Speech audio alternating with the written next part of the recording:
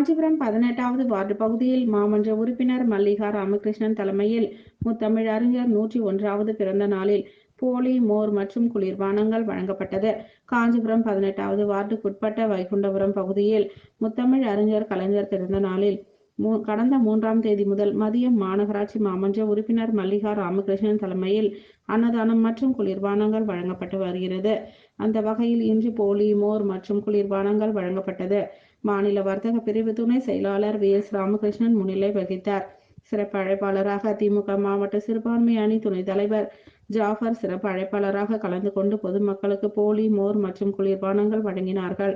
இதில் முன்னாள் நகரமன்ற உறுப்பினர் குமரன், ஏகாம்பரம் பார்த்திபன், இளைஞரணி மனோஜ்குமார், பழனிவேல், மகளிரணி கீதா உள்ளிட்ட பலர் கலந்து கொண்டனர். பொதுமக்கள், சுற்றுலா பயணிகள் என ஏராளமானோர் நீண்ட வரிசையில் நின்று பெற்று சென்றனர்.